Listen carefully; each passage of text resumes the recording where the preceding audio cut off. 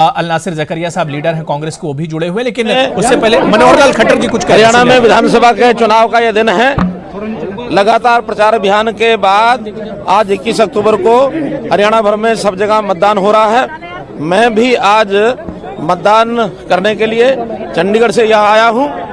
पहले प्रातःकाल पंचकुला से और करनाल तक लगभग 2 घंटे जन शताब्दी की यात्रा करके मैं यहाँ पहुँचा हूँ। उसके बाद रेलवे स्टेशन से मेरा जो कार्यालय है वहाँ तक मैं अपना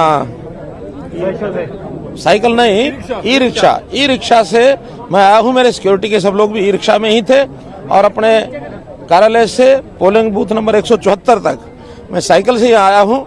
बहुत से बंधुओं का प्रश्न ये था कि ये क्यों किया है।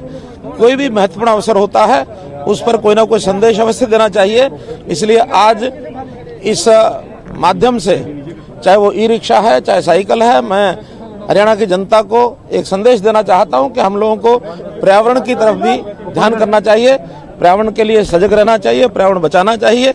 भले ही एक सांकेतिक ये विषय होता है, लेकिन इसका एक मैसेज इसलिए देना चाहता हूं कि जहां तक संभव हो हम प्रदूषण को रोकें, पर्यावरण की चिंता करें, पर्यावरण को सुरक्षित रखें, ताकि हमारे आने वाली पीढ़ियां भी इसका लाभ ले सकें।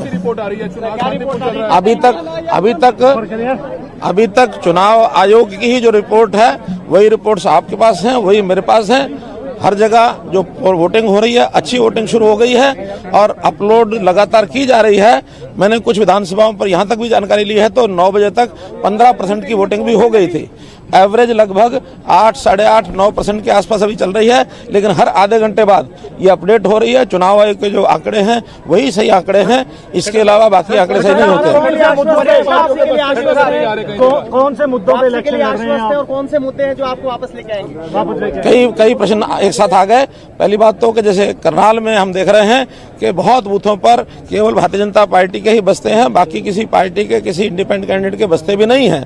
इसमें से एक बात तो स्पष्ट है कि करनाल में, और मैं तो यहाँ तक कहता हूँ करनाल के अलावा पूरे हरियाणा में कांग्रेस अन्य सब पार्टियां हारी हुई बाजी को खेल रहे हैं और वो मैदान छोड़ चुके हैं।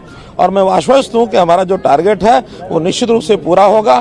3/4 मेजोरिटी भी हम ले सकते हैं और सायकाल तक जिस प्रकार से इंडिकेशन आएंगे वो आप सबको भी मिलेंगे और निश्चित रूप से मतदान भी, मैंने कहा कि अपना टारगेट हम पूरा करेंगे और मतदान भी। मैं मानता हूं कि जो पिछली बार लोकसभा के चुनाव में हरियाणा का 76% रहा था मतदान, हाँ उसके आसपास या उससे ऊपर पहुंच सकता है, क्योंकि एक जागरूकता है, उत्साह है और इस जागरूकता उत्साह के